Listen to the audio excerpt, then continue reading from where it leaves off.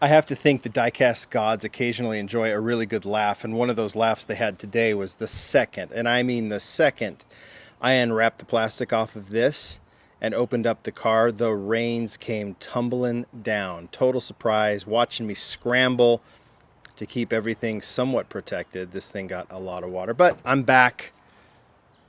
Models are in good shape. Mini GT is the focus today. It's going to be a fun video because I have 5 models that Mini GT sent to preview for you. And we're going to get right to it. As always, I always show you what the packaging looks like. These are coming from, like I said, Mini GT, but here in the United States, they're distributed through Miho Exclusives. That's M&J Toys, if you're familiar. They distribute these to hobby dealers. That's where you can get them. Your favorite hobby dealer, eBay, you name it. They will be available. But because they come in this blister, you don't need to see me open these up. So I just do the quick edit, and all of a sudden you'll find these cars on top of their boxes in this plastic long gone. But we got to give Miho the love. All right, that's done, and we have 4 fantastic models. I think this is a new casting, the Porsche Targa. I'm really excited to have a look at that one. And of course, the new Kaido House Wagon is new as well. We'll finish off with that one. But let's just start with these 2 front ones and then go from there. We're going to start with the Miata. This is the Mazda Miata MX-5. Now, I want to tell you guys, I should pause really quickly. I'm going to call this a preview because this is stuff that is coming out imminently. Anytime it's in the Miho packaging, it means it's just days, maybe weeks away from being available for you to purchase. But I'm going to be doing some true Mini GT sneak peeks as well. I have something on the way from Mini GT that is stuff that's towards the latter part of development that I'll be showing to you and I'm very excited about. 1, in a video, full sneak peeks, and then 2, we're going to do an interview with Glenn at Mini GT so he can talk through the process. Speaking of process, I'm also going to leave a link down below to a new Facebook page that Glenn is running that really, he just talks through the process of building these models. He really wants to give collectors some background and some kind of behind the scenes looks of the development of these castings, and that is on Facebook exclusively, and there is a link down below. You definitely want to go follow that page. All right, let's get right to it. I said this is the MX-5 Miata with the headlight up. I have the headlight down version right here. You can see it has the closed headlights. I don't think these are movable. They're not, but we've got versions with the headlights up, versions with the headlight down, both in stock with stock wheels. We've got the red version, and now we have this fantastic blue version with the headlights up. Looking really good in the stock. Colors, everything about this one is about as stock as it gets. They've been doing some like they have the white one with the Watt rims, which was my favorite so far. And this one looks good. It's kind of cool to have both parked next to each other. I wonder if we'll see a red one with the headlights. Maybe we already did. I don't get every Mini GT that's released, but these 2 together, the red and the blue, look really good. That is the open headlight Mazda Miata. Next one, Ford Mustang Shelby GT500 in black. We've seen it in white maybe, right? And now we have this thing in this just fantastic, monstrous black. Just, the Mustang, when you get the Shelby, the look is so mean. And then when you put black rims, kind of a graphite color rim on a black car with the white stripes, it's just extra mean. You got the carbon fiber treatment on the spoiler, which looks really good. This is what Mini GT is so good at. These small little details. It's reflected in so many cars, whether it's the spoiler, the mirrors, the rims. They go all out. The fact that these models roll really well and roll smoothly, but also can maintain this kind of detail. It means, like I said, you don't want to maybe like thrust one down the track. It may not make it out alive, but you can roll these around on these diorama sets, like the Dream Customs diorama sets. You can do that, and they look fantastic. And this one is just mean. Absolutely love it. Let's go to the second Lancia Delta. This is the HF Integrale Evoluzione number 3, 1992 Rally 1000 Lakes winner. This one is the same casting as the previous one I showed in this on the video. You've got this one, but this one's more in just kind of a standard martini racing. This new one gets a little more specific, and I actually like this one because now you got some very specific licensed racing livery on this one. Martini livery stays the same, but you get far more graphics because this is replicating the actual 1992 Rally 1000 Lakes winner, which looks really cool. Same rims.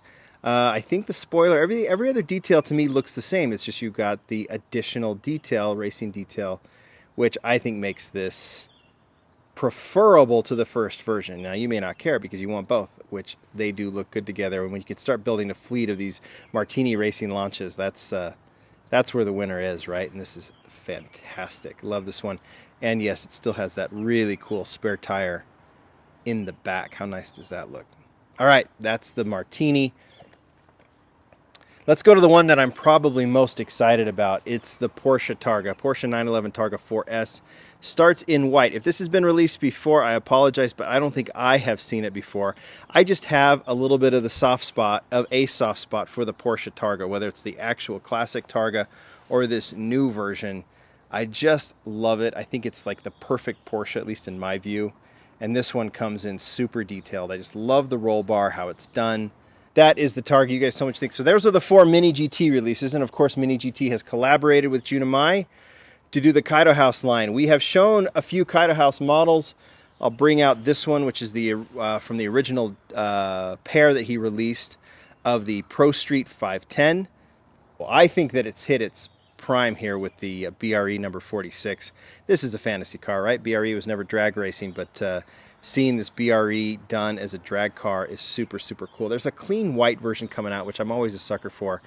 So I'm excited about that. But it's just been a great debut for Kaido House the last, year plus, with all of these models coming out. And now the second casting is here. Hopefully you're following June at Kaido House Garage, and you're seeing he's previewing all the other castings. I know he's previewed a Z. I think there might be there's a new 510 that's coming out. A few other cool models that are coming out. But this is the next big thing coming from Kaido House. It is the new Datsun 510 wagon. I'll show you the box. He has this really cool kind of thick cardboard box, but you're here to see the model, which I already opened and it got rained on, but it looks cool. Now, a couple of things as you look at this. Obviously, well, number one, we're so familiar, those who have been collecting for a while, with this olive green wagon, June's original wagon. You go back to the 2013 Boulevard, where June first introduced his wagon in diecast form. After he had been playing around with that wagon, it was on, we'd seen it at JCCS. We've seen quite a few iterations.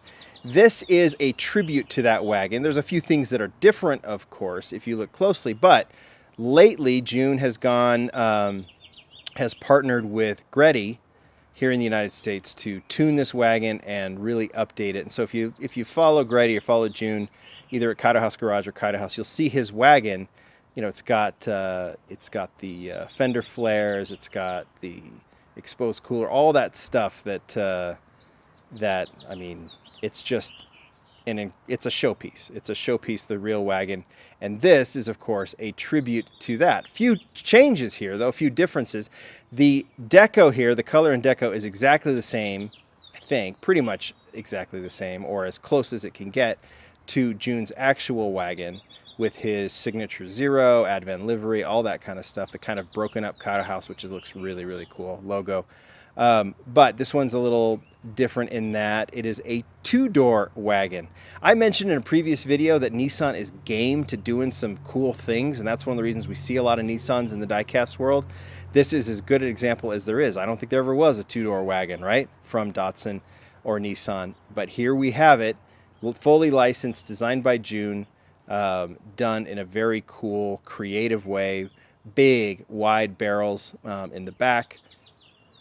It's, like I said, a fantasy car, and it is super cool, incredibly detailed, and just fun to check out. June's the one to really break down all the details, all the inspirations. I will show you a couple of little details here that I like. Number one, you got to have a look at the engine, and you can see the Greddy logo there, the Nissan logo there, all of the detailing. I believe the engine is a separate piece, so he can get incredibly detailed there. I can go as close up as I want to here. Check that out. That's number one. And number two, he has that signature kind of burnt purple base, which I love. Really cool creative element to his castings. I guess I could say number three, besides the fact that these barrels are insane and the stretched Advent tire looks incredible, look at the mirrors here. Look how detailed they are as well. I'm going as close up as I can. It's pretty amazing. You guys tell me what you think. What's your favorite here? Is it the Datsun Wagon? I'm not arguing with you if it's that. I mean, it is something to behold in person. Targa's fantastic. Any Mini GT, because of the realism and the accuracy on these, they are a treat. You guys tell me what you think. Thanks, everybody. Bye.